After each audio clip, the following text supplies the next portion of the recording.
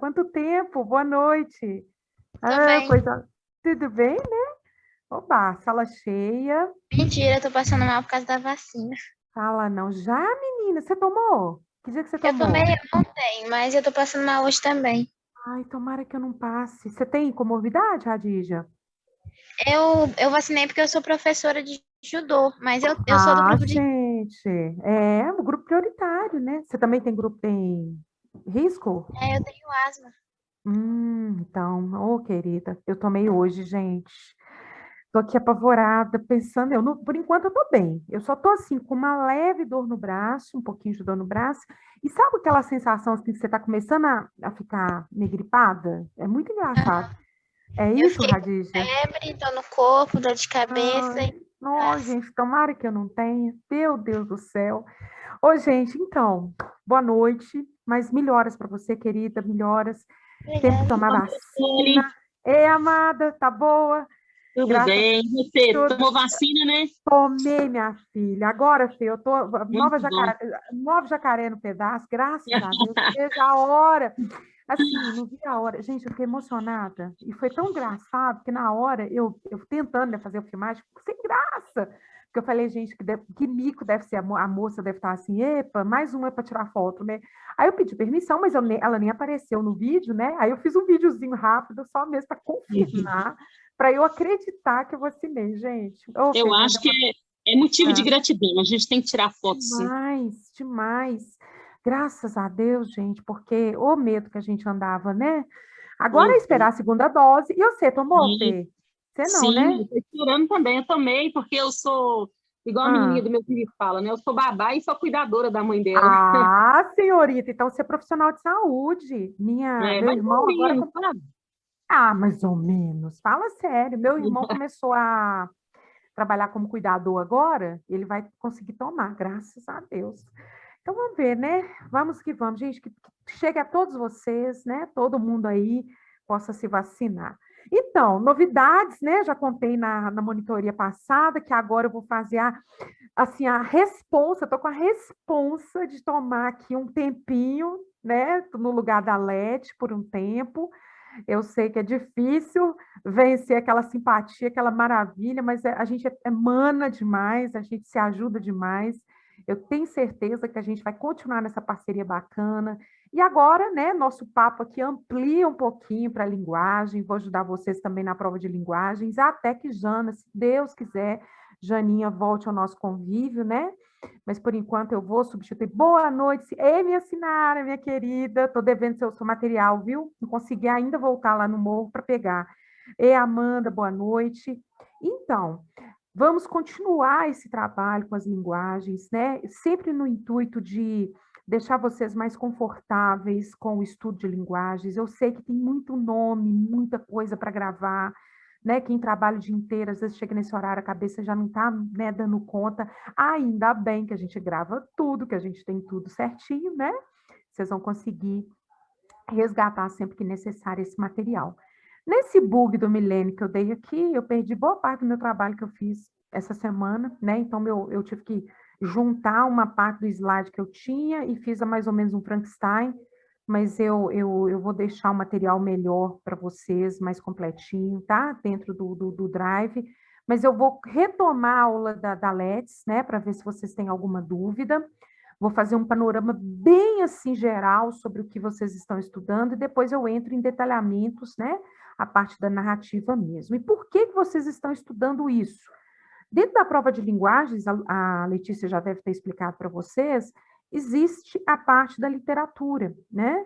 E vamos lá, gente, para quem não estuda tanto tempo, mesmo para quem não tem tempo, né, de ler os clássicos da literatura, ou ler mesmo, até literatura contemporânea, que o Enem tem privilegiado, que é ótimo, né, porque a gente tem aí um espaço aberto para novos autores, né, para a gente que está produzindo muita coisa bonita, né? E até então a gente só tinha sempre os mesmos. Então, o Enem, ele é esse espaço que, claro, privilegia a literatura clássica, né? Os exemplares mais conhecidos de nossa língua, mas também dá espaço para uma literatura mais moderna e para outros gêneros.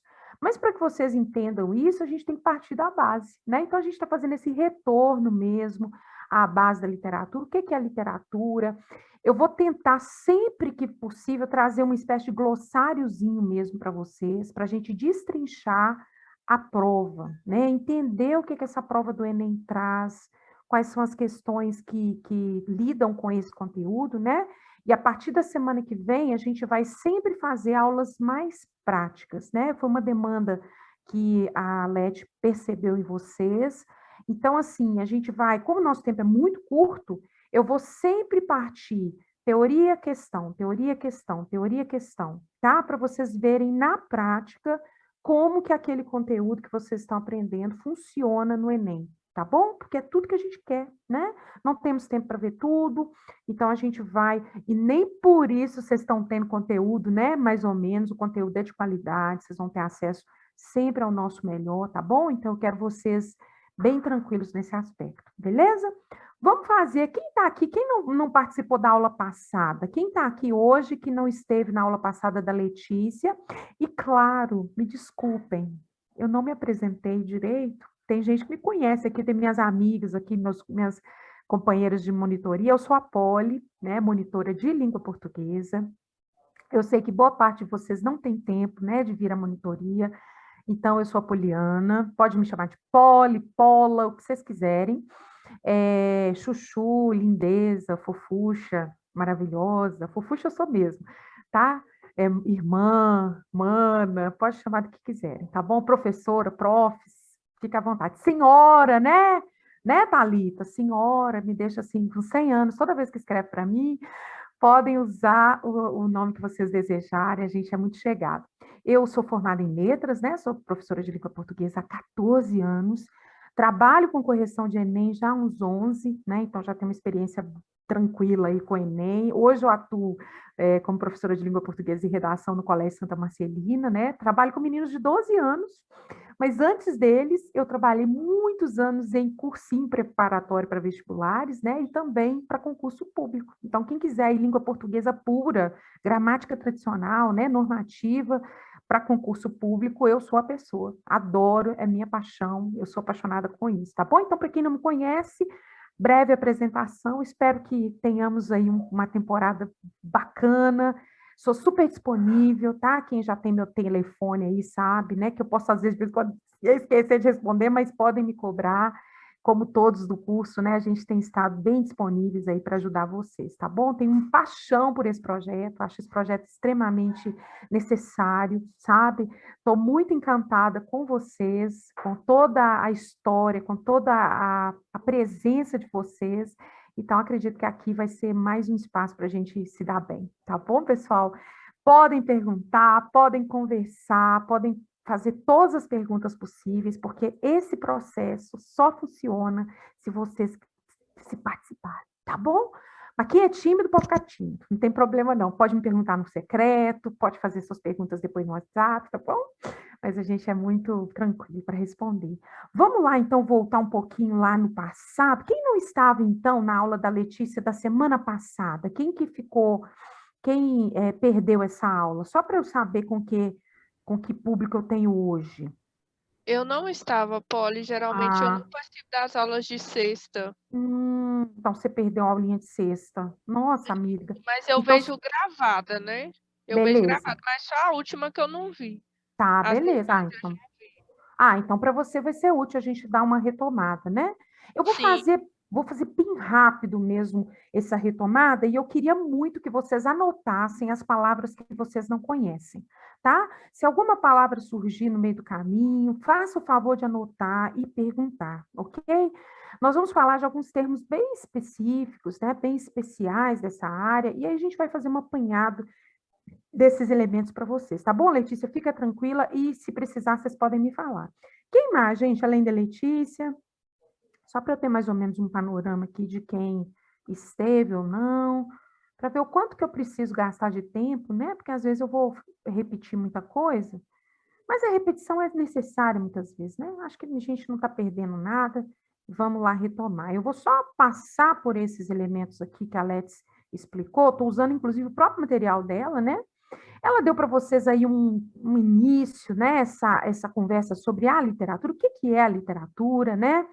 A origem da palavra, que chegou até nós, né, de literatura. Quem teve no papo lá com o Caio Carmona, viu que a literatura, ela não surge com a palavra, né? Na verdade, assim, os livros, claro, surgem com a escrita, surgem com a, né, quando o homem começa a colocar, né, em forma escrita aquilo que pensam, mas a literatura, ela é muito anterior, né? Nós começamos o nosso processo com a própria oralidade. Quantas histórias nos foram contadas, né? Quantas histórias nos são passadas no boca a boca, né? Aí, uma vez, essas histórias vão e passam para o papel, essas histórias se tornam, né, passam da oralidade para a escrita, e daí nasce, né, de fato, aquilo que é a letra, né, a literatura como forma de arte, como forma de expressão, né, de um povo, de uma cultura, e a literatura hoje tem, claro, um espaço muito especial na vida do homem, né? Através da literatura nós podemos eternizar culturas, podemos eternizar histórias de pessoas, né? E saber também das histórias dessas pessoas. Então, são várias as formas de manifestação da literatura, né? Vocês têm livros, desde livros infantis, né, escritos para crianças, até livros, né, escritos para pessoas idosas, né? Hoje a literatura atinge todos os públicos.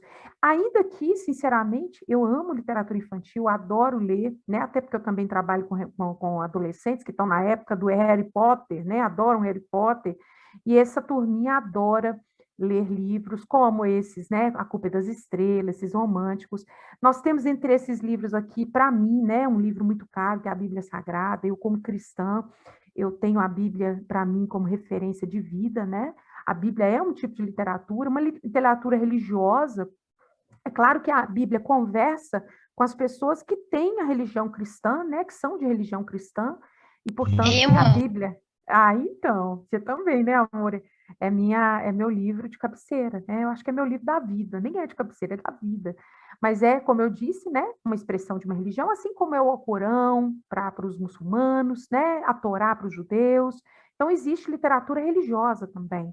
E a Let's colocou aí o blog, né? Hoje nós temos um tipo de literatura digital, as pessoas hoje fazem blogs, o que não é o WhatsApp, né, gente? O WhatsApp,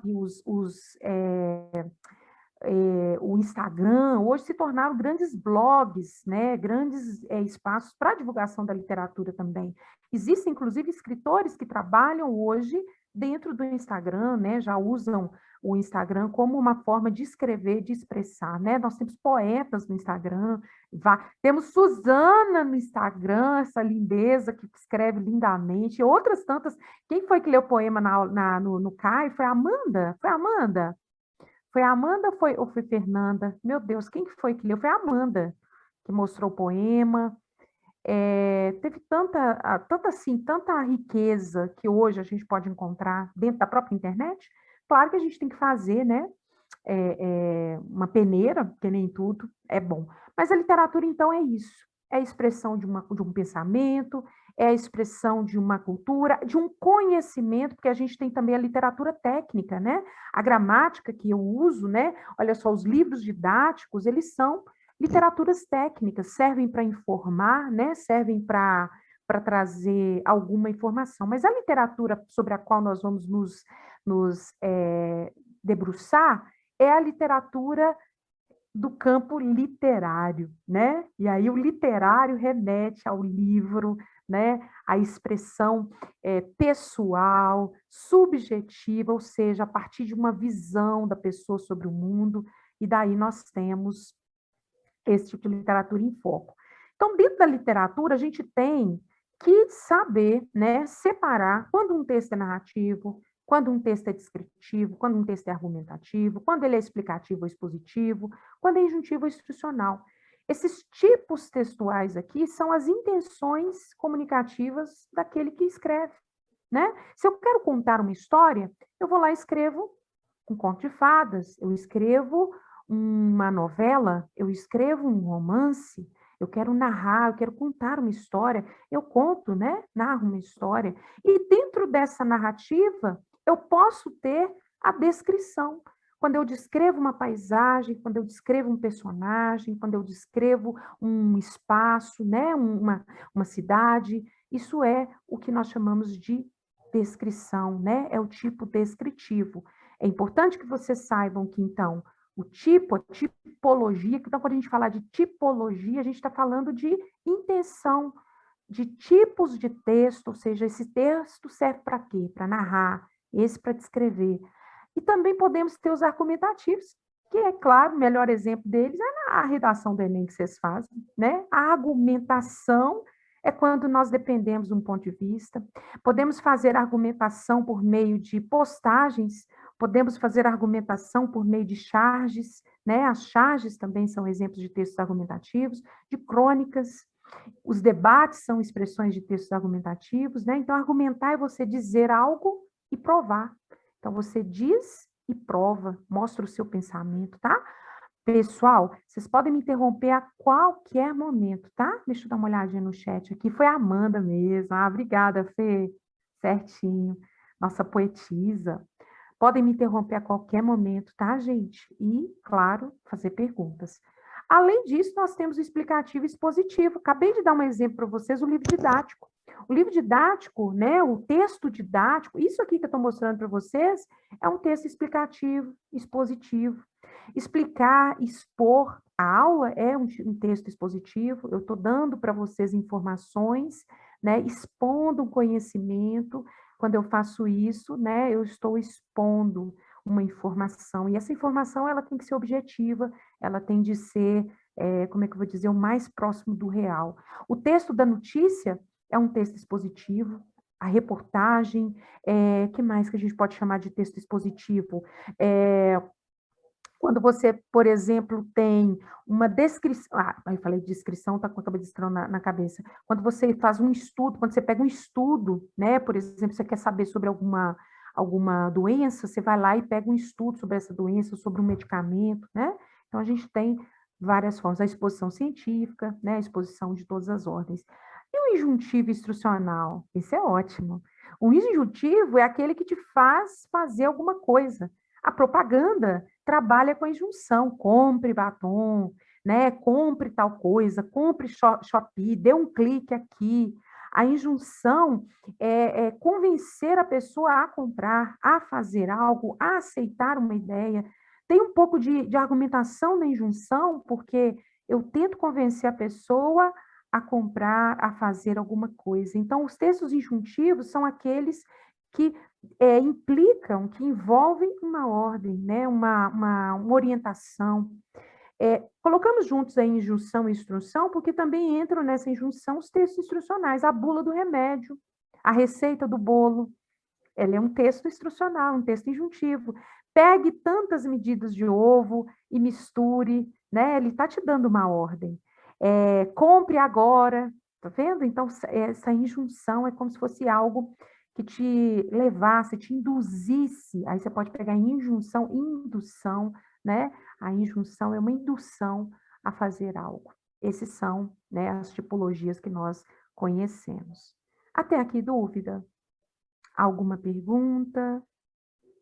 Quero vocês à vontade, viu?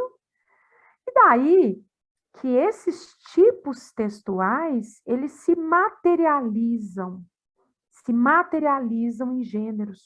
Então, a gente tem na sociedade gêneros de todos os tipos, textos de vários tipos. Então, a gente vai ter textos que vão servir, por exemplo, eu falei bula de remédio. Bula de remédio serve para indicar a composição de um remédio, como se usa, ele tem uma função social. A gente tem carta, hoje a gente tem tweet, a gente tem post, a gente tem esse texto do chat, são gêneros, né? Então, gêneros textuais são materializações, são textos que circulam na sociedade, bilhete, né? A notícia, o sermão, a aula é um gênero textual, a palestra, um relatório que você faça, né? Um infográfico, um mapa, e nós temos um sem número de gêneros atualmente. Então, esses gêneros, eles podem ter um tipo. Então, o texto do Enem, por exemplo, ele não tem um gênero definido. Então, quando você fala assim, que gênero de texto se produz no Enem? Não é um gênero definido. Poderia ser um artigo de opinião, né? O texto do Enem, ele tem muitas características do artigo de opinião, mas ele não é um artigo de opinião. porque um artigo de opinião tem características próprias, por exemplo, a obrigatoriedade de um título. E vocês sabem que no Enem, vocês não precisam pôr título na redação, não é necessário. O título ele não é considerado na correção, viu? E ele, inclusive, toma linhas preciosas, né? Se você vai colocar título, você perde uma linha, não precisa. Então, ele não tem uma configuração, a gente chama de dissertação expositiva. Então, é mais a tipologia do texto do que propriamente o gênero, tá? Bom, aí a gente vem para a literatura. Esses gêneros são gêneros aqui de vários âmbitos. A gente tem textos do ambiente didático, educacional, a gente tem textos do jornal, nós temos textos da internet. Esses são os gêneros que nós chamamos não literários, ou seja, não são gêneros publicáveis em livros. Aqui nós temos os gêneros literários.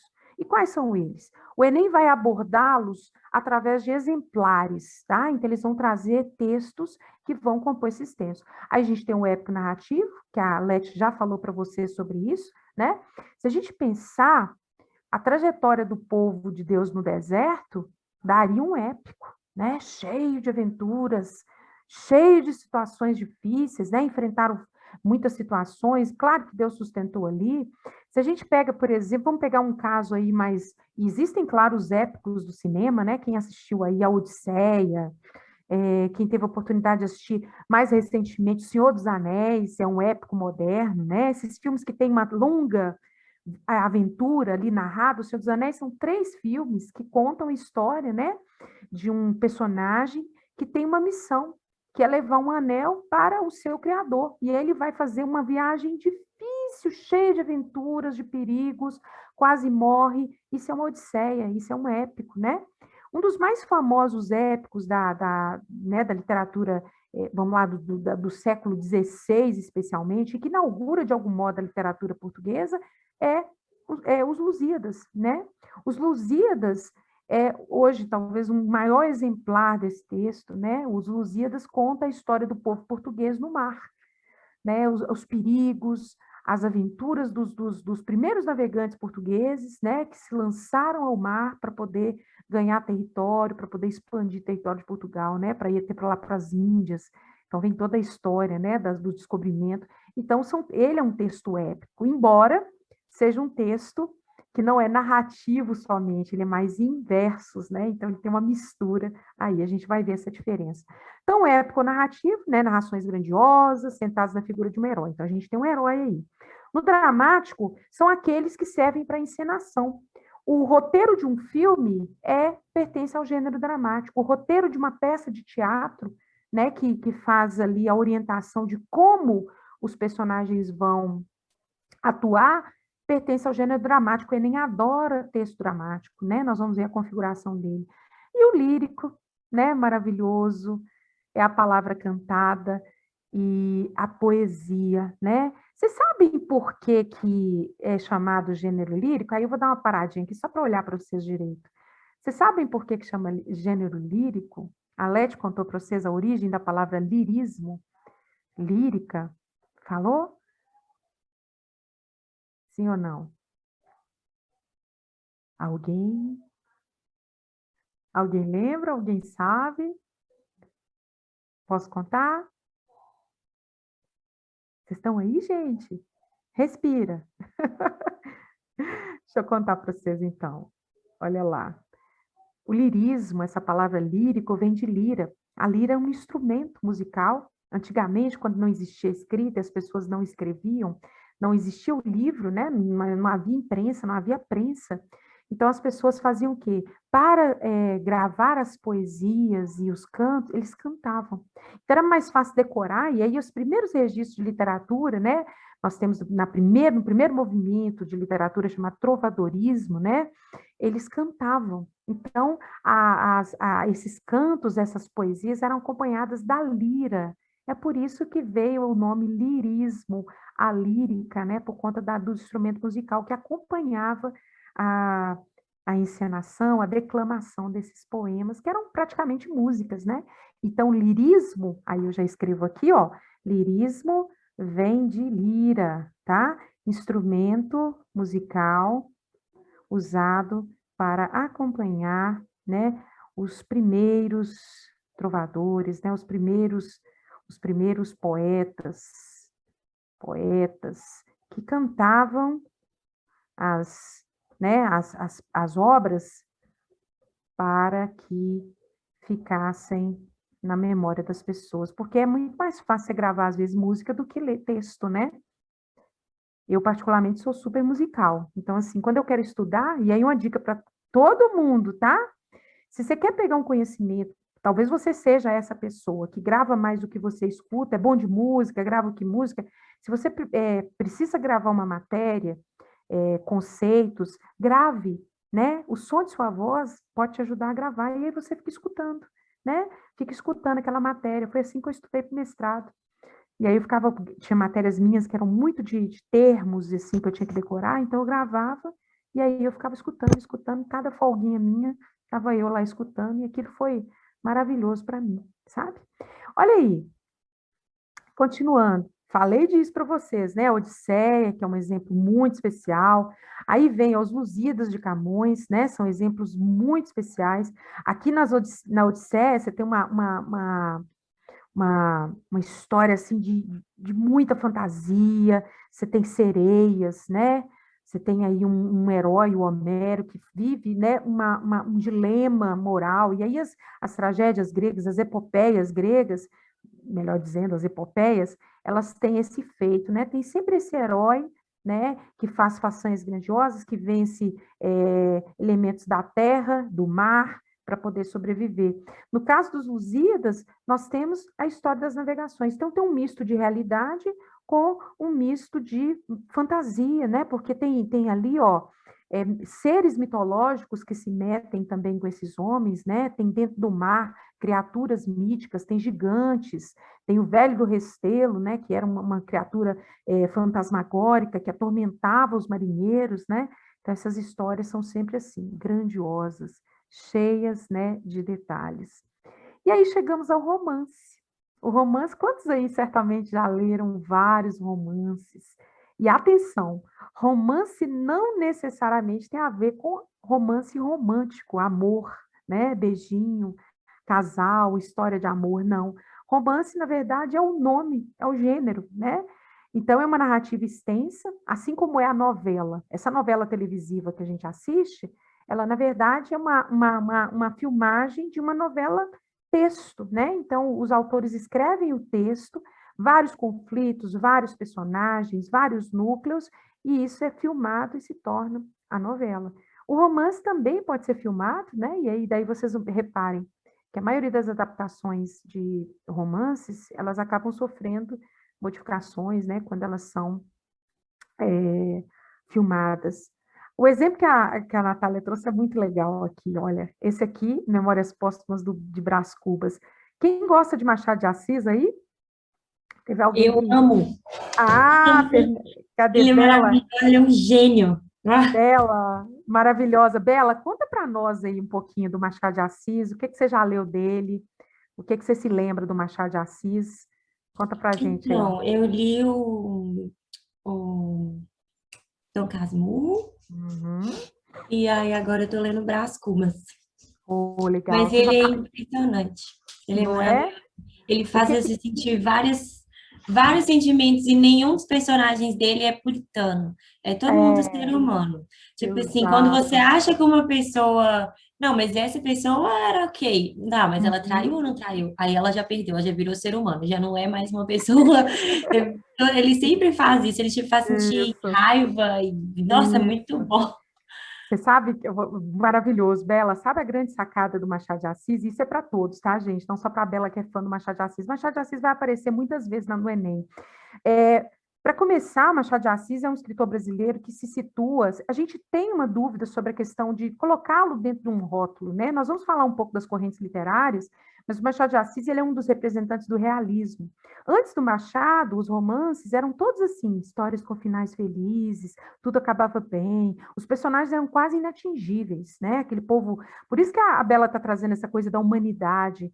Então, a gente tem um Dom Casmurro, cujo central... E hoje eu vou até trazer o Dom Casmurro para vocês através do exemplo de narrador, personagem, né?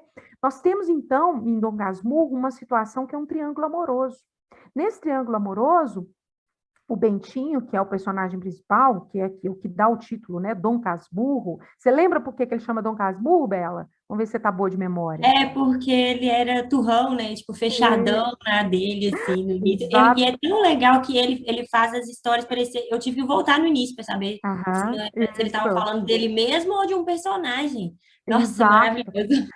Aí a grande, nossa, dá para falar horas sobre isso, né? Porque o livro é muito rico. A construção do personagem, a construção da narração, a implicação desse tipo de narrador, gente, para a história. O que que é isso? Como que uma história muda a partir do ponto de vista de quem conta, né? Essa grande dilema aí de que traiu ou não traiu envolve a Capitu, que é a outra personagem principal, que é a esposa dele, né? Uma mulher que ele amava desde a infância. E ele se casa com Capitu e, de repente, surge o melhor amigo dele, né? Que faz um triângulo amoroso entre eles, né? Quer dizer, um suposto triângulo amoroso, porque, na verdade, porque quem está contando a história é o suposto traído, é o enciumado, é o homem ciumento. Então, se você ouve a história a partir da perspectiva do homem ciumento, você tem que ficar pensando, será que teve ou não traição? Né? Será que o que ele está contando para nós é a realidade? E eis aí o grande dilema de Dom Casmurro, mas ainda volto nele hoje, se der tempo a gente ainda fala. E aqui ele traz, nesse trecho aqui, a Letícia traz Memórias Póstumas de Brás Cubas, que a Bela está lendo. E aí, Bela, qual é a grande questão com Memórias Póstumas de Brás Cubas? Gente, você sabe o que é póstumo? A palavra póstumo? Quem sabe? Póstumo. Memórias póstumas. Posso falar? Fala aí, Bela, o que é o póstumo? É tipo depois de morto, é isso? Isso, exatamente isso. Aquilo que se coloca depois de que você morreu.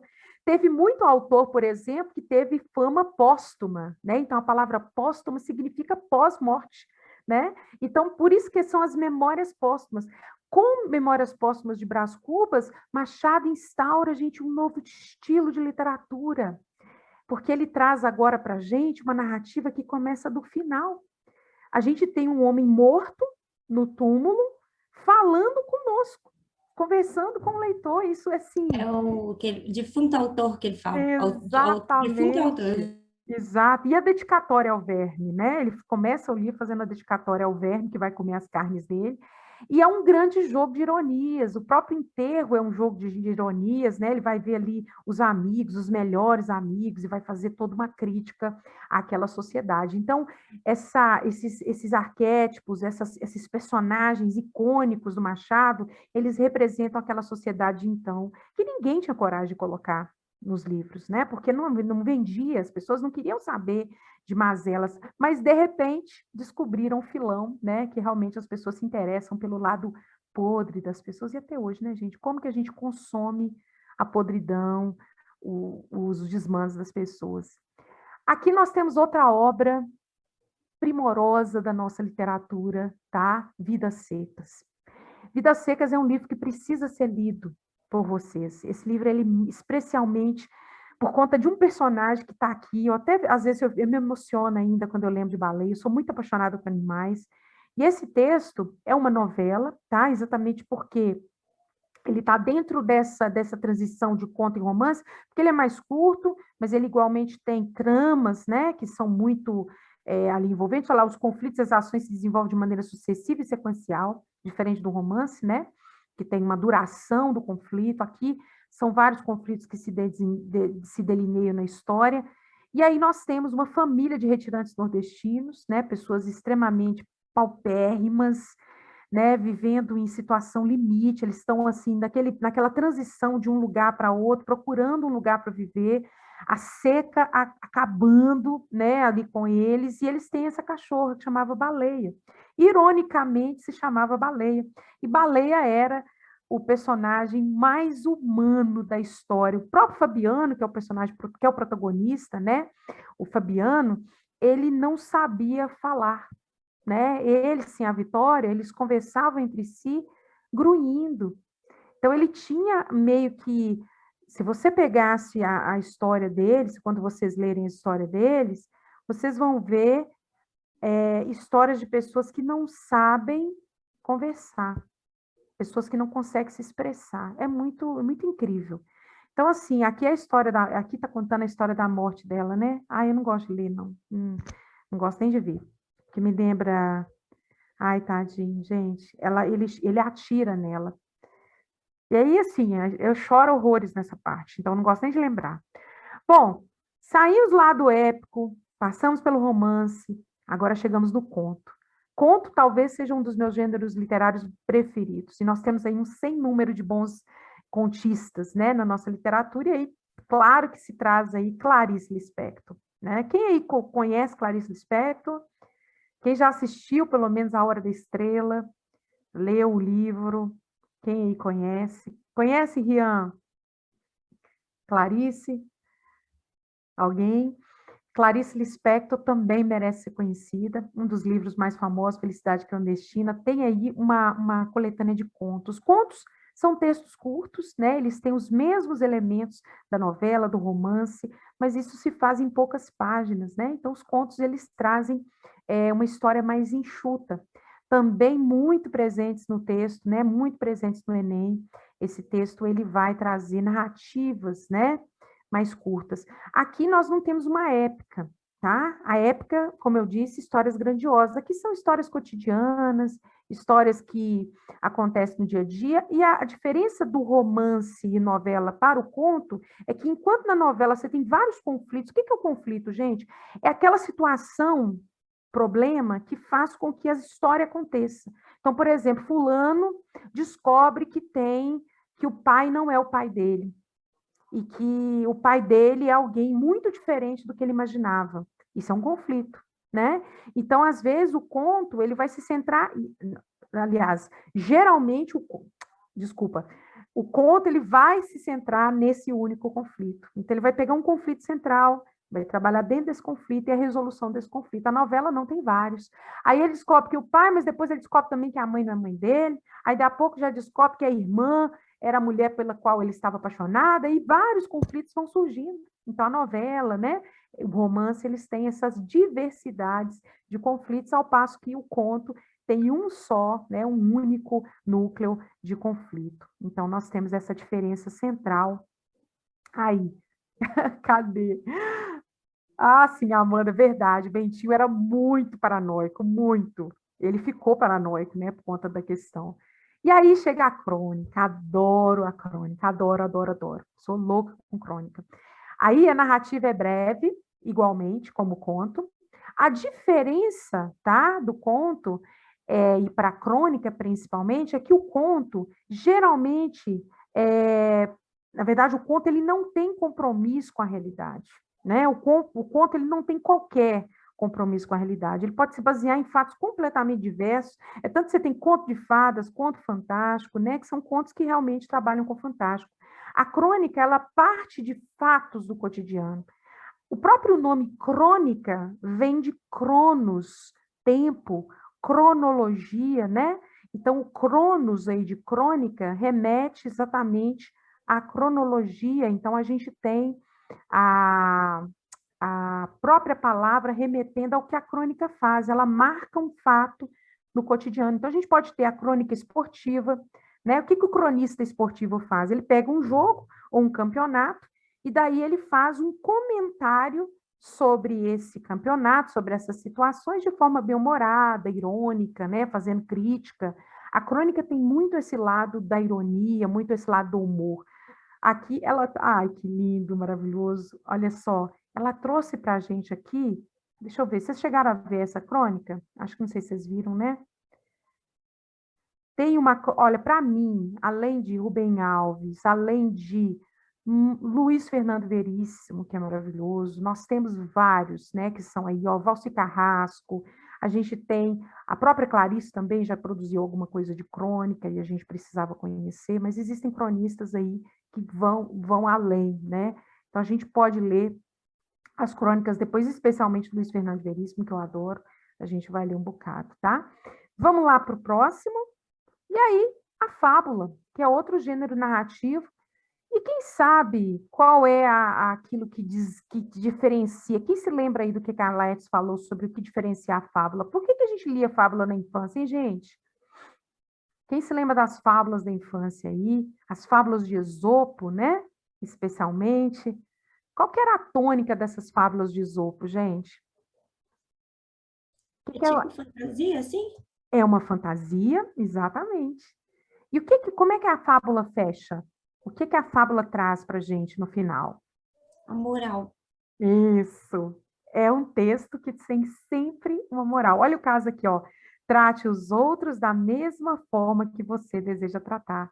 Então, ele pega uma história que envolve personagens que são feitos por animais. Aqui nós temos um elemento importante, que os animais, eles são personificados, né? É uma figura de linguagem, inclusive, a personificação. Os animais aqui, eles recebem uma característica humana, eles agem como gente, eles falam como gente, pensam como gente, e desse modo os animais são usados com suas características para representar os próprios homens.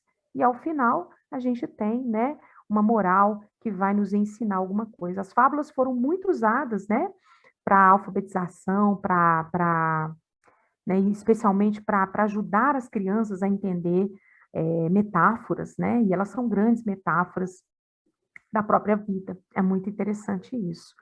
Até aqui tudo bem, pessoal? Tranquilo até aqui? Alguma pergunta? E aí? Falando muita coisa, né? Muita informação. Tranquilo, joia, Bela. Agora a gente vai entrar nos elementos da narrativa, tá? Então a gente viu os gêneros, né, literários, a gente viu os elementos que compõem essa narrativa literária. Acho que a nossa aula até acabou. Fala sério. Acabou, gente? Que horas que acaba essa aula? É 8h40? Bela, acabou? Não, não acabou não, mas a gente ainda tem monitoria, gente, calma. Ainda vou ficar mais um tiquinho com vocês, tá? Bela, segura um pouquinho aí então, gente, só me dá um pouquinho que ainda vou fazer aqui com vocês um pedacinho que eu preparei sobre exatamente os gêneros, os narradores, os tipos de narradores, tá? Vamos fazer aqui rapidinho para vocês não ficarem, né, cansados desse tema. Nós temos, olha só, além dos gêneros, nós temos agora os elementos da narrativa. Nós vamos fazer um esmiuçar desses elementos, e aí eu vou ensinar vocês algo muito tranquilo, que é o pente. Olha isso. Os elementos da narrativa. Só lembrar do pente. P, personagens. E, enredo. N, narrador. T, tempo. E E, de espaço. Esses são os elementos principais da narrativa. Pente, tá? Pente. P-E-N-T-E. Começa com isso. Bobagem, mas ajuda, tá? Personagens. Nós temos 4 tipos de personagens: protagonistas, antagonistas, secundários, tá? E personagens tipo.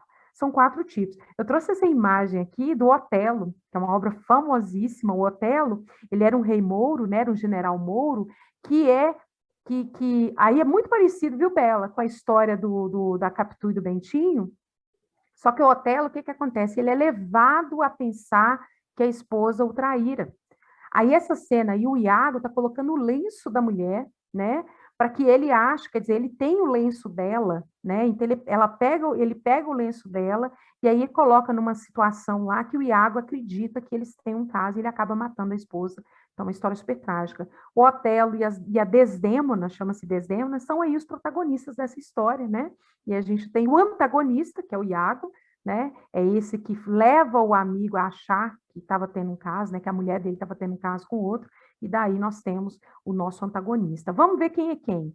Os protagonistas, então, são esses personagens principais, inclusive são os personagens título, né? Que muitas vezes o personagem que dá nome à história. Peguei um exemplo bem simples aqui para vocês, que é o Super-Homem, tá? Então, o Super-Homem, ele é o personagem principal da história, aquele sobre quem a história conta. O antagonista são aqueles que se interpõem na vida dessas pessoas, ou seja, que vão lá contra eles.